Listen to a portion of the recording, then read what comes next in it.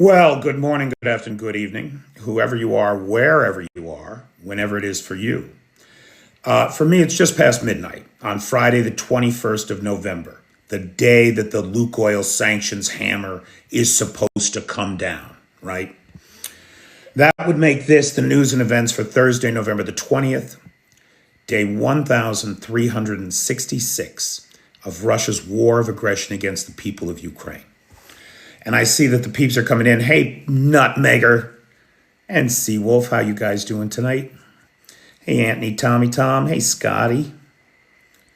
Hey, Deb. Thanks for that clarification on the IRS code change. And it is so frustrating to me, right, that we're living in that world where the separation of church and state is just being shattered everywhere you look.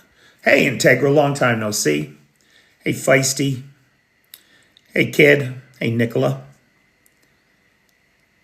How's everybody doing? I can't think of how to say, how do you say Guten Nagen? Right, Pugga Mahone? Guten Nagen? Samso's en route to Granada. Boy, you got the life, pal. Hey, G2. Hey, Akron.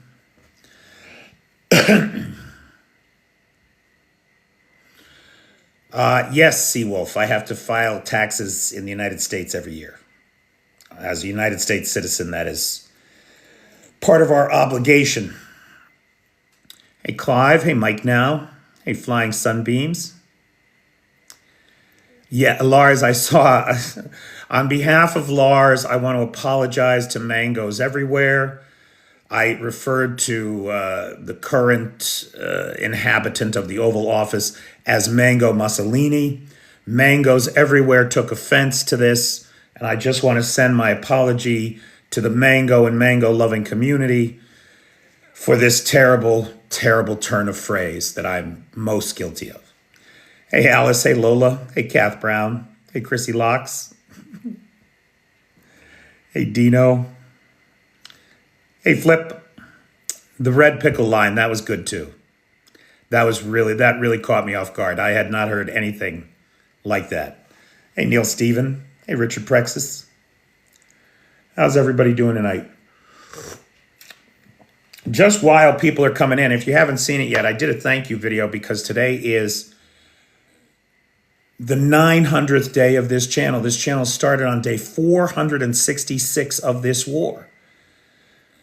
And if you had told me then that I would be doing this 900 days later, I would have left Kyiv right then. No, I'm just kidding. I don't know what I would have done. I would never have believed you, probably. It's really... And for me, the time has flown. It has not, it's really, it just, there's always so much to do. And it's very satisfying doing it. And I really am grateful to everybody for making it possible. So thank you.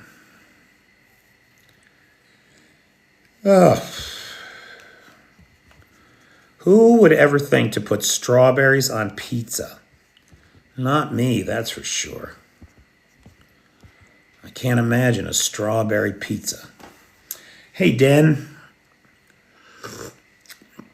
Okay, if you see our buddy Kurian come in, Kurian is the sponsor of tonight's live, along with Chris Carter, who's a ninja level on the Patreon. So if we see Chris Carter or if we see Kurian come in, please thank them. They are the sponsors of tonight's live. For my part of it, the first thing that I want to mention is that the Zaporizhzhia nuclear power plant has been reconnected to its primary 330 kilovolt transmission line.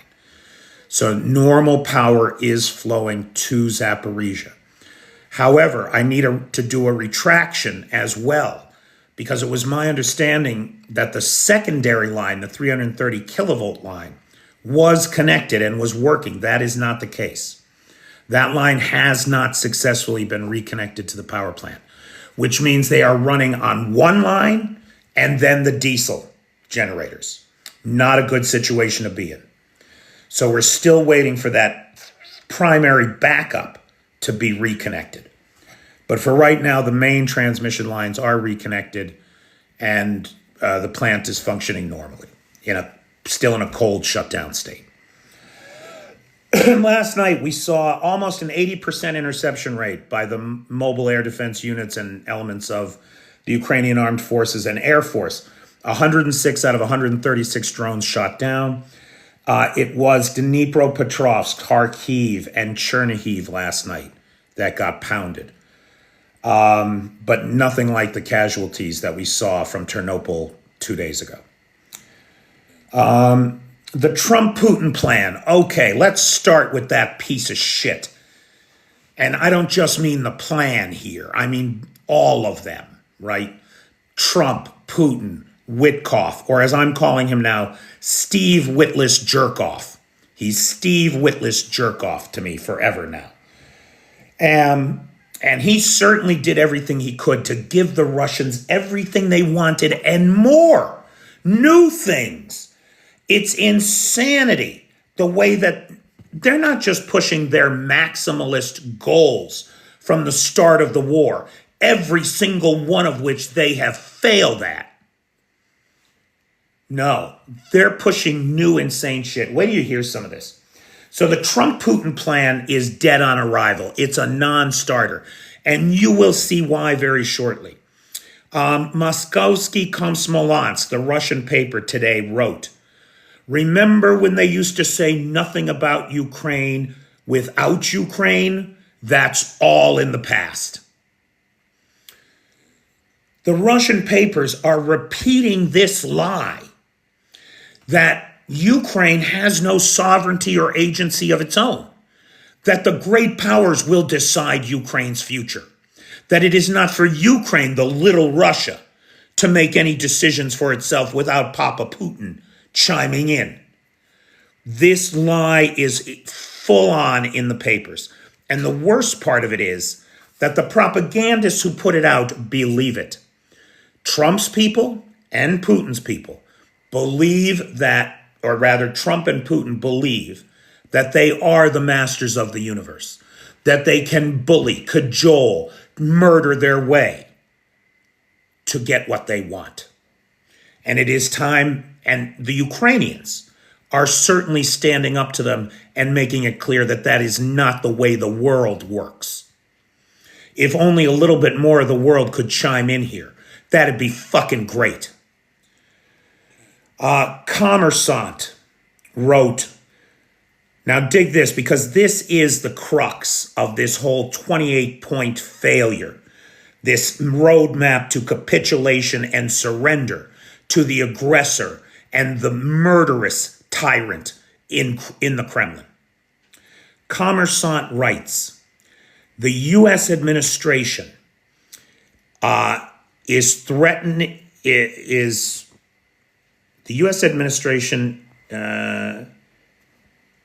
is increasing the pressure on President Zelensky. And they're right. They're right. That's the worst part about this, is that the Americans, the champions of democracy in the world, the arsenal of freedom, the leaders of the free world, they are putting pressure on the invaded, the occupied, the defender of democracy to capitulate to the autocrats. Again, in Commerçant, the U.S. administration is increasing the pressure on President Zelensky, hoping to convince him of the inevitability of concessions to Russia. The lie of the inevitability. How many times do you see these Russian trolls in the comments say, no one can beat Mother Russia, Russia invincible, Russia undefeated, Russia kick you ass, right? They believe this nonsense. Tell it to the Syrians. Tell it to the Chechens in the First Chechen War. Tell it to the Japanese. Please, Tell it to the Finns. The Russians are defeatable and have been defeated over and over and over again. And this is another example of where them getting high on their own supply, believing this nonsense, this lie of the inevitability of Russia. It's like Thanos. Remember Thanos thought he was inevitable? Turns out he's not. And neither is Putin. So the Russian paper is repeating the party line of the inevitability of Russia's success.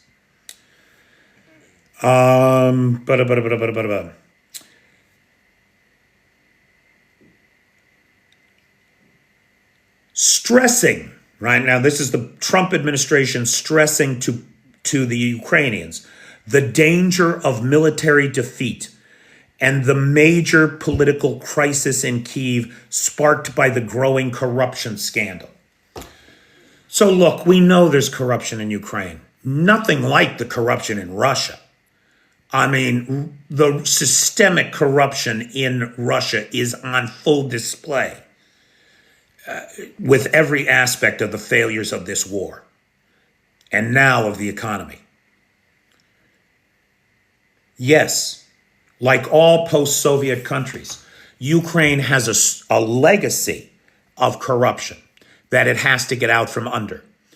The very fact that we know about this corruption, that it is a scandal, that those involved have fled the country or are in custody, is emblematic of a society that is in the process of growth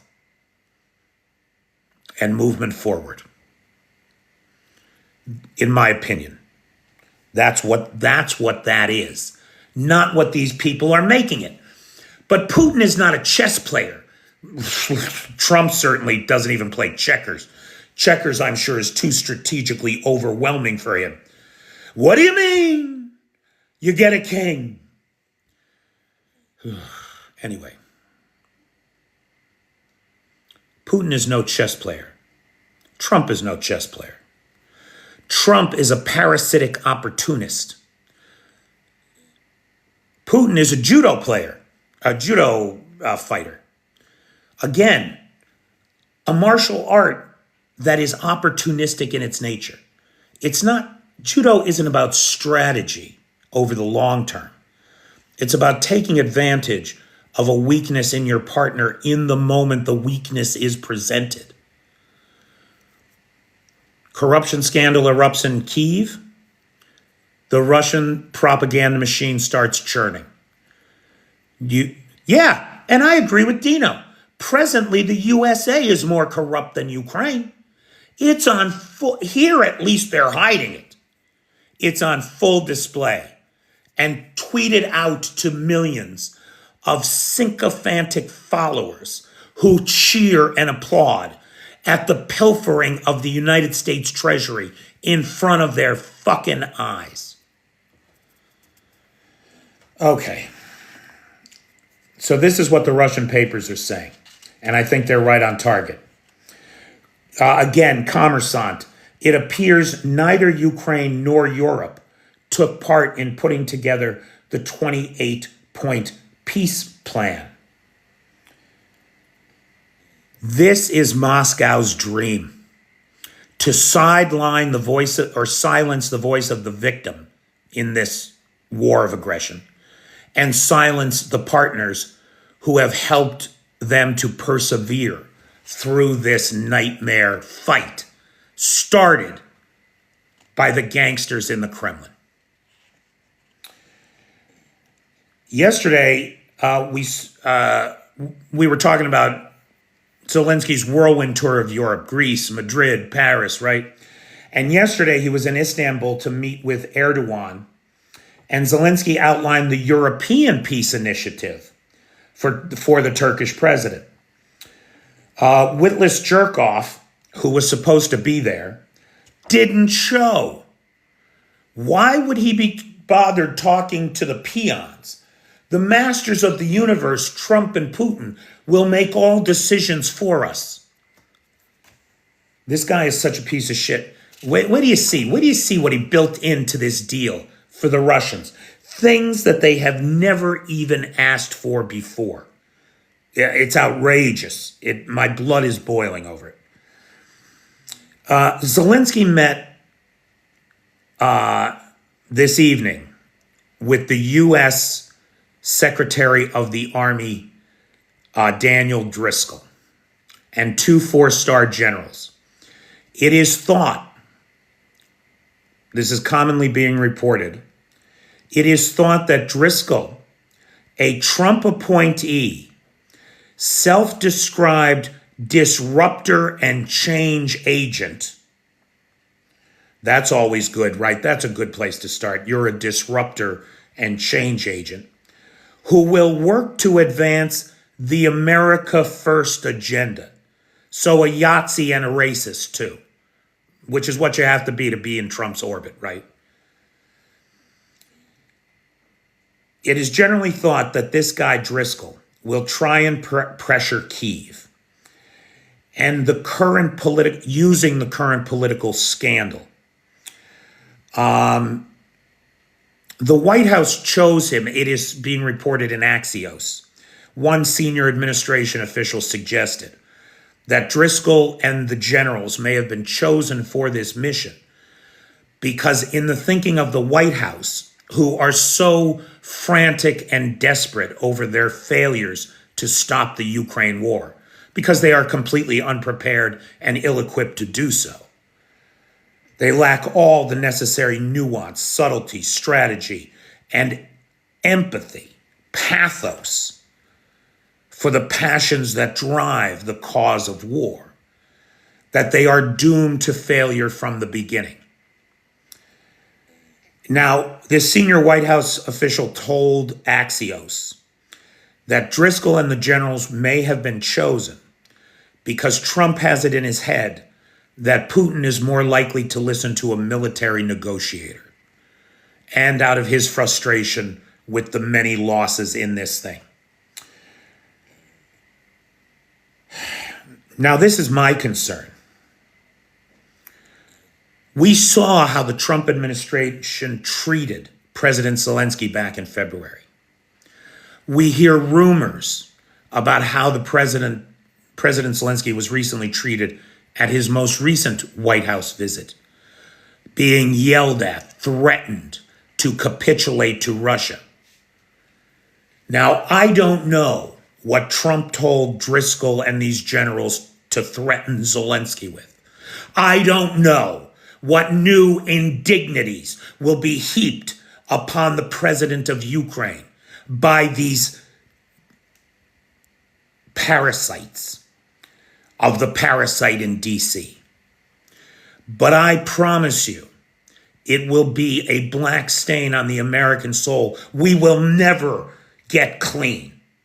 Like slavery, this betrayal of our Ukrainian allies and our entire understanding of ourselves as the arsenal of freedom and democracy in the world will never come clean. We can only accept it as forever an imperfection in ourselves. It has been suggested that they will threaten to cut off weapons.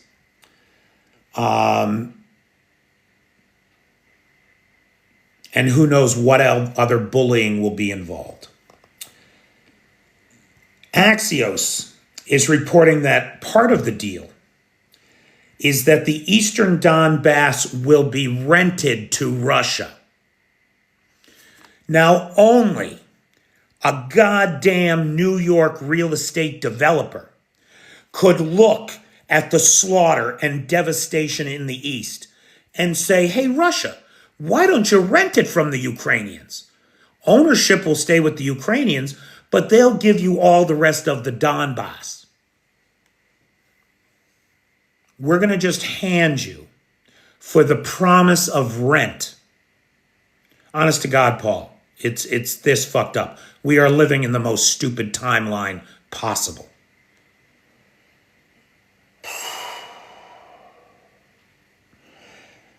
Trump is really just a real estate agent.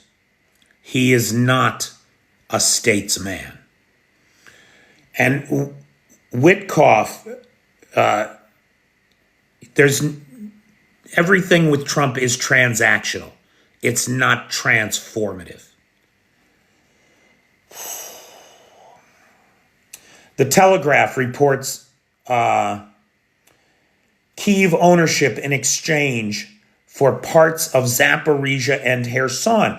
So now dig it. Get this. Get the balls, the audacity of these fucking people to demand of the enemy, the invaded, the defenders, that you give us all of the Donbass that we have not been able to take by force, right? It's like 8,400 square kilometers. It's about 20% of the Donbass.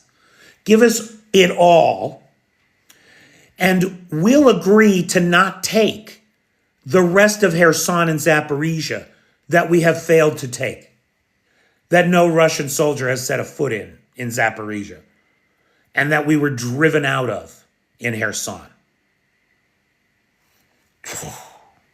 It's flabbergasting. The Financial Times reports that Ukraine would have to give up most of its armed forces, halt weapons deliveries from NATO and the US, and pledge not to host foreign troops. Not only do they have to promise not to host foreign troops, they have to promise never to join NATO, and European countries have to promise Russia that they will never let them join NATO. So sure, this peace plan, this 28-point plan that handles European security guarantees, according to the Trump administration, certainly does have security guarantees in it. And they're all for fucking Russia. It's just one batch of roses after another to the goddamn Kremlin. It's outrageous. It's unreal.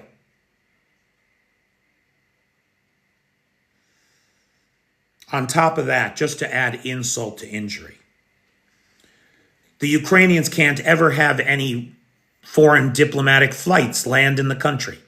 No foreign diplomacy. We're going to neuter the fuck out of that. Now, obviously, this is all to make Ukraine a takeover target for the Russian Union state, to fold it into empire. Now, really, to add insult to injury, listen to this. You have to make Russian an official language of the country. So in the part that we have not been able to intimidate, that we have not been able to take, that we have not been able to occupy, all those hundreds of thousands of square kilometers that no Russian boot has been set in, you all have to speak our language. It's official. Not only that, we want the Russian Orthodox Church to have special rights in this new world of ours. I mean, it's demented. And it is clear to me, and I think to most people watching, that Keith Kellogg, who has been a friend to Ukraine, maybe not the best friend, but a good friend, a genuine friend to Ukraine, resigned his position with this corrupt regime. Just to be clear, I'm talking about the White House. Keith Kellogg is an American general. Resigned his position with this regime after two things happened. Witkoff came back from his meetings in Miami with this laundry list of gifts for the Kremlin, acting not as negotiator, but as note taker for the dictatorship. Clearly, never having been troubled by an original thought of his own. Kellogg is so offended by that, and that the plan has leaked to Axios. He goes on Twitter, or X, and suggests that it was the Kremlin that leaked it, saying that it was the Kremlin that leaked the plan. We think. What he wrote was, it might have been leaked by K. Now, I don't know who else K might be in this. And the consensus on the internet analysts is that it's likely the Kremlin. Now, why the Kremlin would leak this? Was it just to show the world that Trump is their creature, that he is a creature of the Kremlin? Oh, it could have been Kirill Dmitriev, but that's the Kremlin. That's the same, right? So it will be amazing to see Ukrainian missiles in Red Square, because if this keeps coming up, if this keeps going on, that's what we're going to see. Kaya Kallas, the chief diplomat for the EU and pinup girl of my dreams, rejected the plan, rejected any plan that Kyiv was not part of the negotiations. So that's good. Now, there was some, again, big thanks to our buddy Steve Rosenberg, who's in Moscow. And that's where most of the rest of this comes from. But some really interesting, I mean, have you seen Kaya Kallas? Whew! I know, former president of Estonia, right? We should call her Madam President. Happy birthday, Madam President. God, I'm old. America hasn't, well, I don't believe that. I don't believe that America has sunk that low. What I believe is that a malign foreign agent financed by a malign foreign enemy has managed to subvert the lawful government of the United States. We are in an active coup. And he is pushing the very worst of us to be their worst. And that's what's happening. Okay. Nezamaya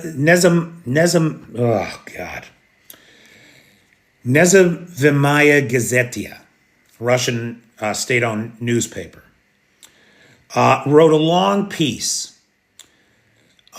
blaming Europe for the mounting tensions and that Europe would be doomed in any war, toting the Kremlin line that the Europeans are soft, they're all homosexuals, they can't fight, they're not used to a hard life like us mighty Russians are used to. We can take pain, right? It's only because you keep giving it out, you idiots.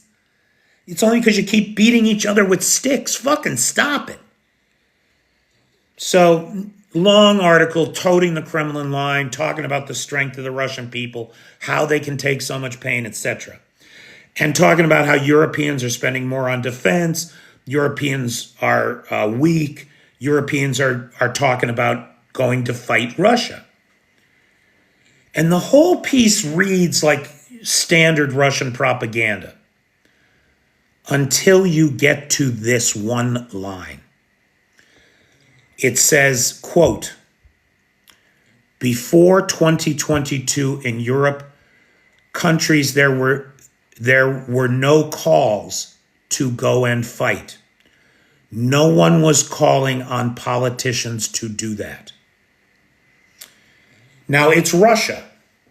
You can't criticize the war. You can't criticize the army. You can't criticize the president.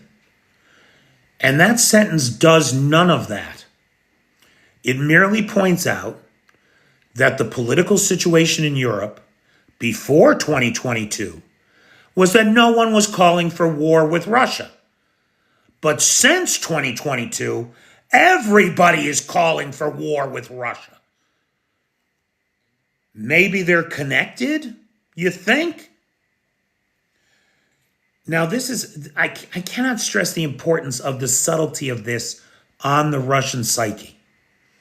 It's a closed environment, a hermetically sealed political climate where dissent is not tolerated. And they're reminding everybody what the reality was before 2022 and what it fucking is today. The fact that they are saying this is laying the psychological kind of dichotomy that you have, the cognitive dissonance you have to believe if you want to be a sane person in Russia. It's calling into question in the most subtle of ways, everything that Russians are supposed to believe. It seems to be preparing a fertile ground for disappointment, that things are in fact fucked. That's what it sounds like to me anyway. Moskovsky Smolensk writes, Russia's buffer zone can be extended right up to Kyiv region, and shows photos of Russian paratroopers just outside Kyiv from 2022. So the complete opposite, the nationalistic, beat the drum, take the foreign territory song of imperialism being sung in Moskovsky Smolensk today.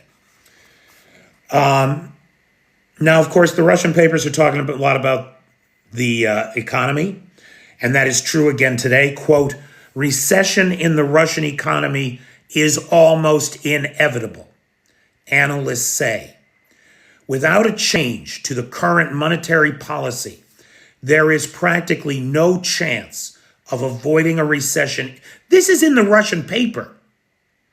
There is practically no chance of avoiding a recession in Russia, according to the Center for Strategic Research.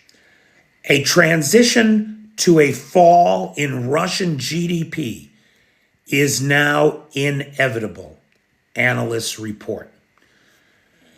The Russians really have a sense of the inevitable, don't they? They have to, because they don't have free will. They have to toe the single-minded party consciousness of Putin and his regime. And so inevitability is a choice. We can all see the failure coming. There is nothing we poor little people can do about it. It is an undermining of everything that we in the West believe to be true about the importance of the individual and the individual's contributions in society. However, now this is the paper writing. Quote, however, the reports of the Russian central bank paint a totally different picture of a business climate continuing to improve and soon to get even better. Bitter is more like it. The government, too, avoids describing the current realities. On Wednesday, Deputy Prime Minister Alexander Novak spoke about how the Russian economy had grown 2 years ago, not now, and how it will in years to come.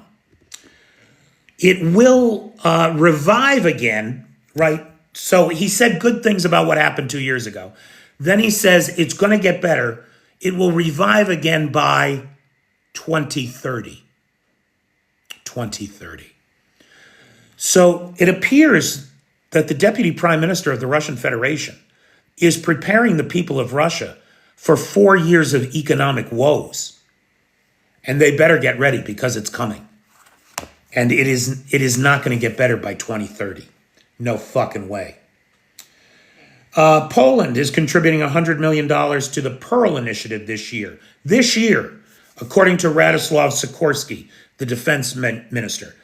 The check will be cut and the money will be in Kyiv before January 1st, according to him. Overnight coordinated strikes left 16,000 households in Kursk without power, following drone strikes on 3 substations near the border that caused blackouts across Rilsk, Kornevo, and Glushkovo. So really that whole southern tier south of the Sem River and just north of it were blacked out. We saw an ASM hammer strike hit a command HQ in Zaporizhia. Zaporizhia keeps losing its commanders. I mean, this has to be the 12th command and control center of the Russian Federation eliminated in Zaporizhia in the last year. It's like once a month. The Ryazan oil refinery was hit again last night. Now, I would remind you that Ryazan is Russia's third largest refinery, refining 17 million tons of crude oil a year, or just over 6% of all of Russia's refining. And it is offline for the foreseeable future. It is shut down. This was the 8th attack on this third largest refinery in Russia since in the last year. But 6 of those were in this bombing campaign since August. The Novskaya electricity plant, Russian mill bloggers say, was badly damaged. It is one of the largest electrical generation facilities inside Russia. It is just southeast of Moscow, and it generates between 1 and 2% of Russia's electrical needs. That's a big hit. This is an update. Remember, on Tuesday, November 18th, we saw the first use of ATACMS in a year, 9 months, inside Russia. And we weren't sure what the targets were. Well, the Military Intelligence Directorate of Ukraine has specified that the targets were the Baltimore Air Base and a training ground just southeast of Voronezh City. Russia said that it shot down all the ATACMS and released video to prove it. The only problem was, get this, you can't make this shit up. The only problem was the video that they released was very clearly the video of a Russian Iskander strike on a Ukrainian MLRS system from 18 months ago. I swear to God, since they offed Eugene, Russian propaganda has gone to shit. And there's the evidence, 18-month-old video. Hysterical. The Ilsky refinery in Krasnodar Krai, drone struck the air cooler assembly bay of the 5th processing unit, taking that processing unit offline. In Perm, 19 fuel cars were blown up on the tracks. The fire burned for hours before firefighters could get it under control. It is the 3rd major attack on fuel carrying trains on that line since August. Investigators are looking at technical malfunctions as a reason. I swear to God, this is the official word from the governor of Perm. Investigators are looking at technical malfunctions. Yeah, there was a technical malfunction when it ran over those fucking explosives that some Ukrainian dissidents planted on the line. This is clearly an act of sabotage, I believe. The Ukrainian armed forces have driven the Russian Federation forces back across the Oskil River from Kupiansk, and it looks like the Ukrainians are moving into cleanup operations inside of Kupiansk, just cleaning out the Russians that are left hiding like rats in destroyed houses. Okay. So, ladies and gentlemen, that's my top news line for day 900 of this channel, day 1366 of Russia's 3-day special military operation. I very much want to thank Curran, who is a first-time live sponsor, and Chris Carter, who is a longtime friend of this channel, for their sponsorship tonight. I don't think I have a sponsor for tomorrow. Or did we get one? Wait, maybe somebody... Oh, yeah, Seawolf. Right? Seawolf, you're our sponsor tomorrow night, you and Nutmegger.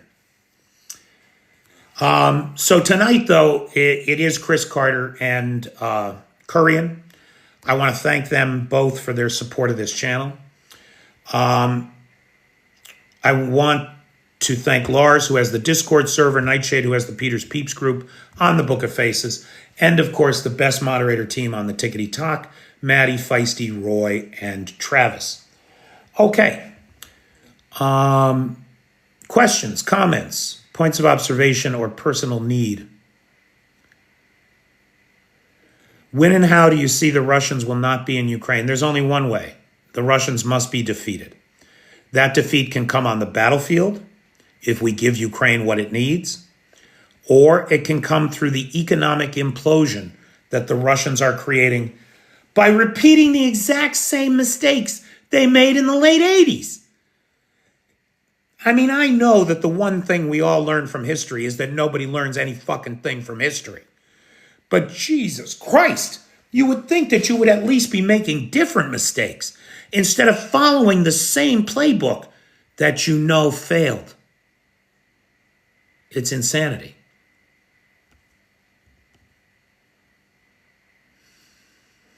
It's amazing how effective technical malfunctions, safety violations, and falling debris are favoring Ukraine. You're not kidding, Den.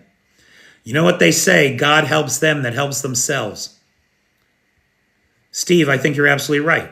I mean, that's what happens. When you use the playbook from the USSR, you get the playbook, you get the outcome from the USSR. Nothing snapped in Putin to cause this invasion. This invasion, remember, this invasion started in 2014. Putin first started making noise about Ukraine not being a sovereign nation when that essay, he wrote like a 7,000 word essay that was completely ahistorical in its nature, glorifying empire and war. And I want to say maybe it was published around 2010. That's where you first see the groundwork for this invasion laid out. So flying sunbeams, do not think that this was like he got COVID and got paranoid and thought he had to take it. No. For years, he built up a war chest of $600 billion, not to mention 700 tons of gold. This was methodically planned. And in fact, there is good evidence to suggest that the invasion, the full-scale invasion, would have taken place a year earlier if it were not for strong intervention by the Biden administration. And I know nobody has a good word to say about Biden, but I'm sorry. He was not a bad guy, and he was certainly so much better than Trump. And it looks like there's very good evidence to suggest that he held this invasion off, giving Ukraine another year to prepare.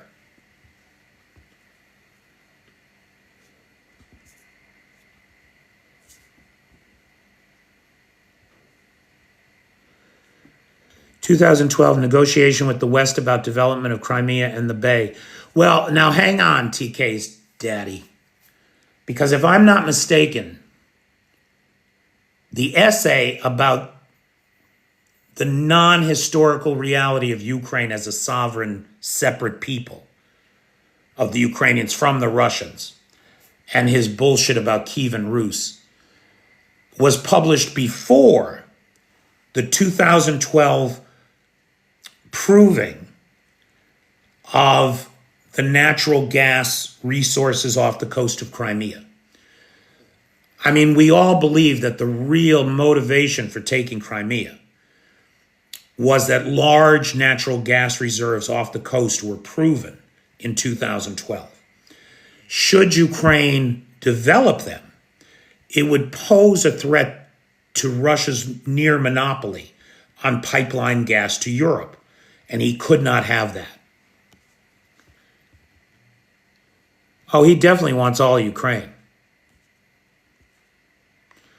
Ukraine's UN rep, "Our land is not for sale."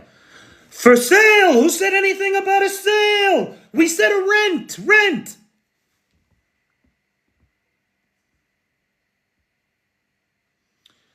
Didn't China too to not ruin their Olympics? I'm not sure. Oh, okay. That could be. Maybe I'm wrong about that. The tea is green. But I was out of lemon, so what I did was I threw some thyme in here, some parsley stalks, some ginger, some fresh ginger. I forgot to put honey in it, though. My voice would probably be better if I had had some honey in there.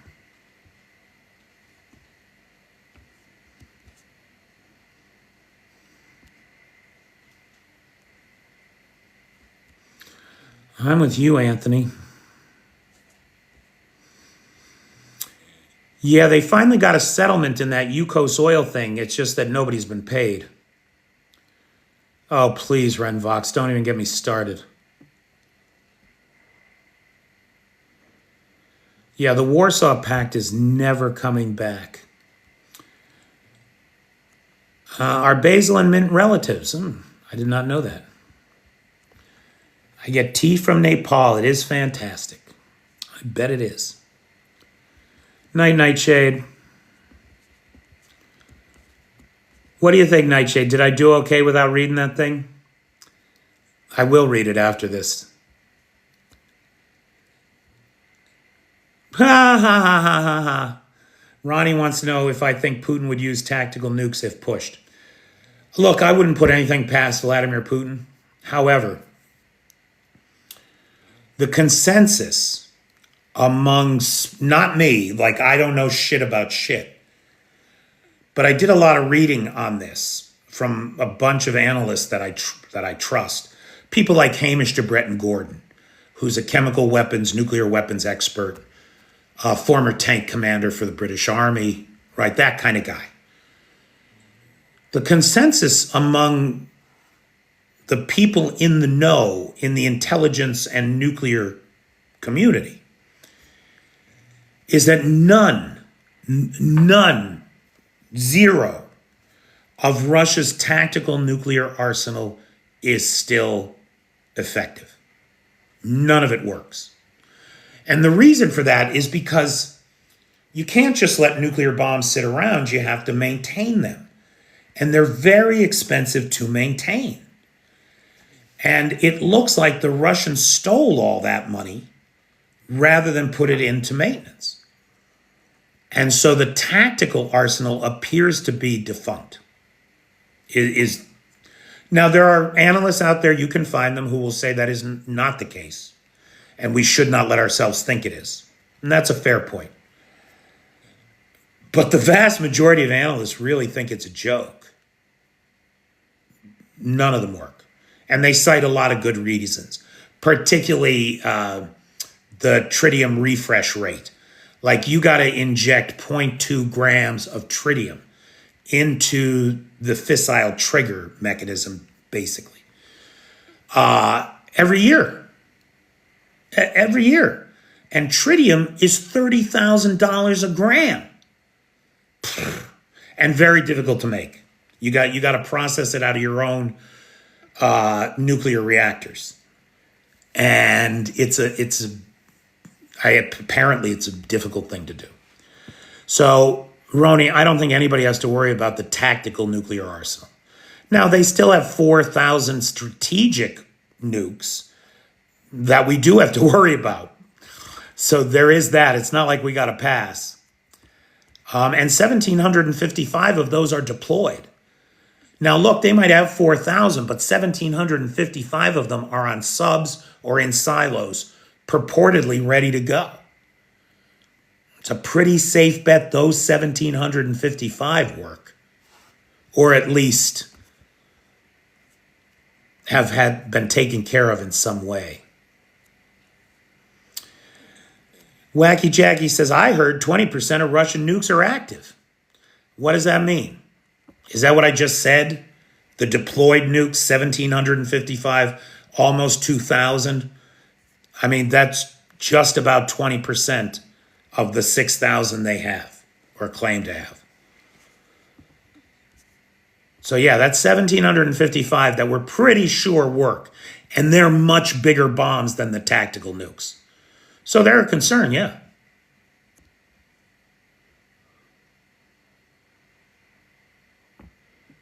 Well, thank you, Dusty. I will remember that. Mr. Local may have hit it right on the head. That's why he threatened to use them, because they don't work. That could be. Apparently, 2 specials were near the front to be dismantled and reused. I don't know what you're talking about, TK's daddy. I was hoping Ukraine could make one in a hurry. You shouldn't hope that. There's a lot of talk these days about Ukraine making nuclear bombs. And the world is not safer with more nukes. Ukraine did the right thing when they gave them up in 94. The United States failed to do the right thing when Russia invaded in 2014. That's not on Ukraine, that's on us. And more bombs is not going to help this situation. We got to be thinking about how do we get the Russians to denuclearize once they are defeated. Only Ukraine can set the terms of Russian surrender. But the rest of the world can determine the terms for when we lift sanctions or when we send food to starving Russians. We shouldn't just send it this time like we did in the 90s, and we kept all these fucking bastards from starving to death because of their own incompetence and failures, only to have them grow up, turn around, and stab us in the fucking face over and over and over again. No, let them starve. Let the nightmare that is Russia descend into the orgy of violence that is coming. That is inevitable. That is inevitable. The conditions are ripe for it.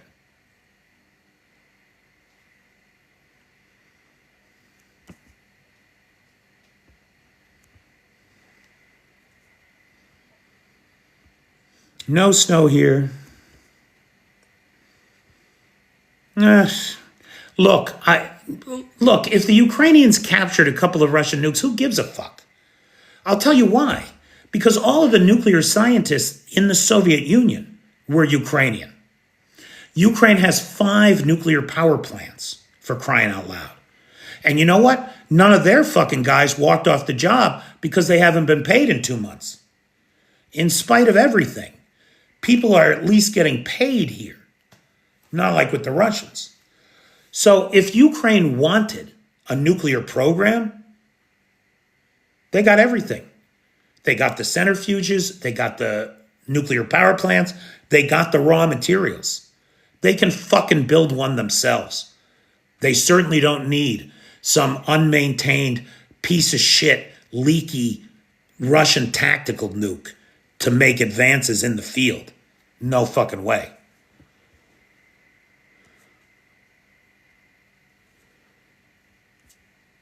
Oh yeah, and there's always the dirty bomb. Hey, Roni, thanks.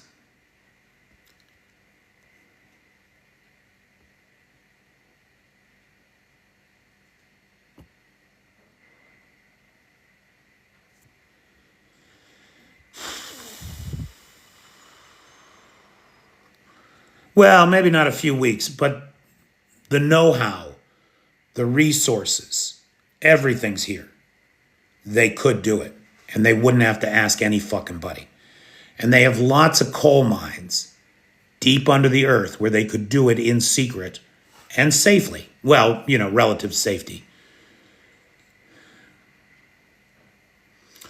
Has Ukraine hit any Russian factory lately? Pal, we don't have the time. I mean, I got a list. In the last 2 weeks, I got a list as long as my arm.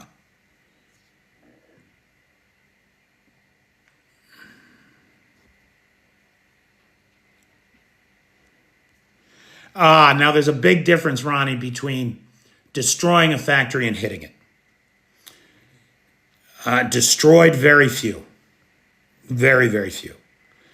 Hit, service interrupted, delays, problems, that kind of thing. Lots of that.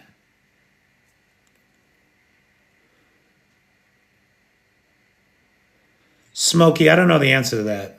I don't know if Trump did pardon himself. The whole thing is so ridiculous. Mike Kelly, you're funny. All right, it's about 5 minutes to the top of the hour. So again, I want to thank Kurian as a first-time sponsor. Thank you, Kurian. And Chris Carter, a long-time supporter of the channel. I want to thank Lars, who has the Discord server, Nightshade, who has the Peter's Peeps group on the Book of Faces. If you don't follow Nightshade, you should. He's got great daily updates on Ukraine. And big thanks to the best moderator team on the Tickety Talk. I don't see Trump lasting 3 years.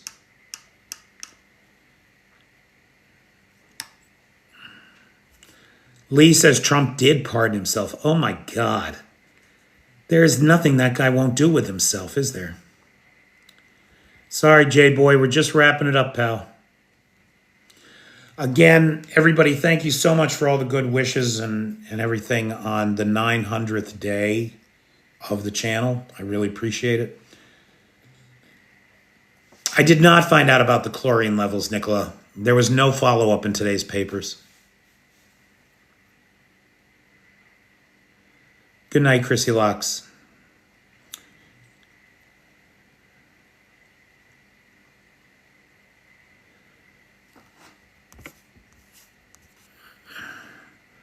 Why does the guy Galloway so against Ukraine that has... Oh my God. You're talking about George Galloway. George Galloway is one of the most corrupt British politicians in our history.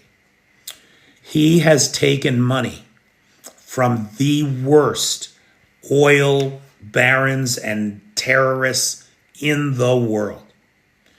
He is a tool of autocrats everywhere, functioning to promote the most insane, hateful, anti-Semitic rhetoric that you could find anywhere.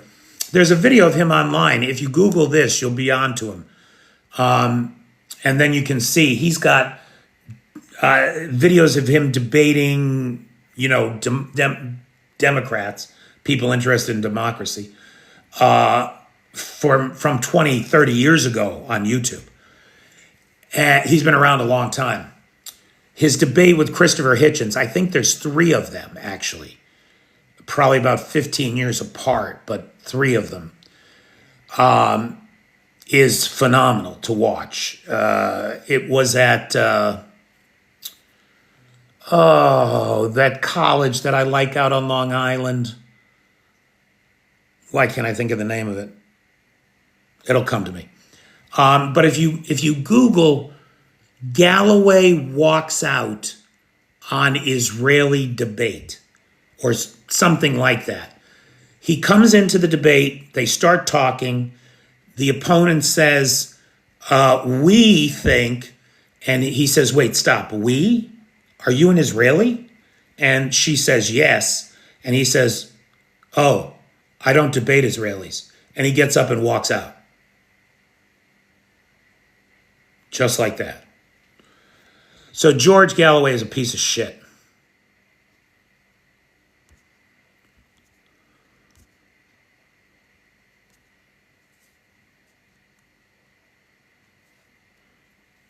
That's the thing. I don't understand why we can't. Look, the definition of treason in the United States is very specific. Aiding and abetting the enemy in time of war. Anybody helping the Russians out today is doing just that. Steve Witkoff is a traitor by that definition.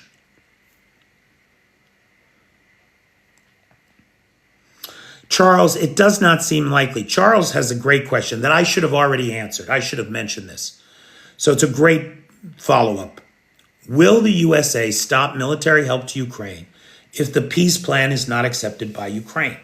Charles, it is my belief, and I have no way of knowing this, right? But I'll bet you American money, real money, not fucking rubbles, that Trump sent Driscoll here with marching orders. You tell Zelensky if he doesn't play ball, no more weapons. He's cut off, right? And it occurs to me that likely that threat was either stated or implied in tonight's meeting. I could be wrong. I have no evidence that that's true, except the last 10 years of listening to Trump and watching him work it. So maybe that happened. The question is, would Trump go through with it? I don't think he would. You know why? Because defense contractors are showing up at the Oval Office with personalized kilograms of gold. There's what, like 35 ounces in a kilogram? How? The price of gold is at what, $3,000? That's like a $90,000 paperweight that they're dropping on hair. What's his name? Trump. Herr Trump's desk. Somebody from Raytheon comes and says, hey, we got $1 billion order from the Ukrainians that the Germans are going to pay for. You're going to okay that, right, pal? Here's a fucking engraved bar of gold for you. Trump is not going to want that gravy train to stop. He's going to want to rake the defense industry over for every fucking penny he can squeeze out of them. So I don't think it's going to stop, Charles, because he's made it transactional. We're making money doing it.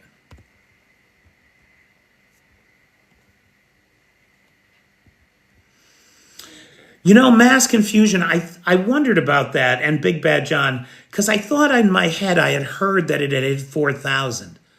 So what is that? That's $120 plus thousand dollars. It's a nice Christmas. That's a nice stocking stuffer.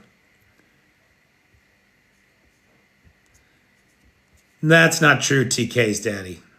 That's not true. The vast majority of weapons production is not in red states alone. That's definitely not true.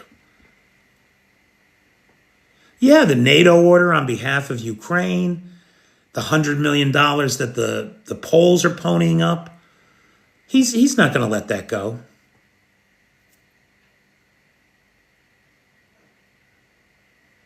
He has had to pay Americans $7,000 each so far. I don't know what that means, Feisty. Good night, Joe.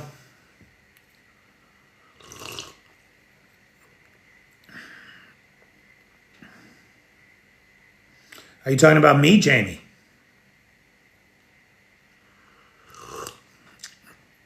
Because if you really believe that, I've got your IP address. And I don't like being insulted in my own live.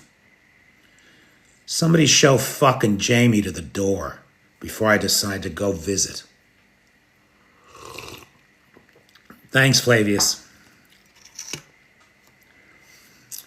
All right, it's 4 minutes past the hour.